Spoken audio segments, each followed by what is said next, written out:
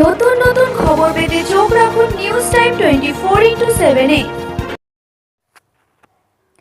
পশ্চিমবঙ্গ সরকারের যুব কল্যাণ ও ক্রীড়া দপ্তর আয়োজিত বামনগোলা ব্লক যুব কল্যাণ ও ক্রীড়া দপ্তরের উদ্যোগে বিবেক চেতনা উৎসব 2021 অনুষ্ঠিত হয়ে গেল বামনগোলা ব্লক অফিস প্রাঙ্গণে।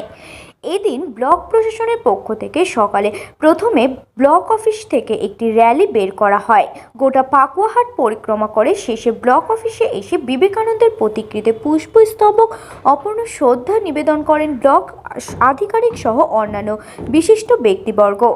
পরে ব্লক প্রাঙ্গণে স্বামী বিবেকানন্দের সাংস্কৃতিক অনুষ্ঠানের মধ্যে দিয়ে 158তম জন্মদিন পালন করা হয়।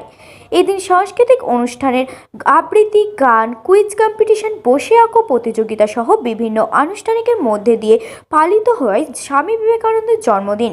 শেষে বামনগোলা ব্লকের মাধ্যমিক ও উচ্চ মাধ্যমিককে যারা ভালো ফলাফল অর্থাৎ বিভিন্ন স্কুল থেকে যারা প্রথম হয়েছে তাদের সম্বর্ধনা দেওয়া হয় ব্লক প্রশাসনের পক্ষ থেকে। এই দিনের এই কর্মসূচিতে উপস্থিত ছিলেন বামনগোলা ব্লক বিডিও সঞ্জিত মণ্ডল মহাশয়, পাকুয়াহাট ফাঁড়ির পুলিশ আধিকারিক অজয় চৌধুরী, বন ও ভূমি কর্মাধ্যক্ষ পিঙ্কি সরকার মাহাতো সহ অন্যান্য বিশিষ্ট ব্যক্তিবর্গরা।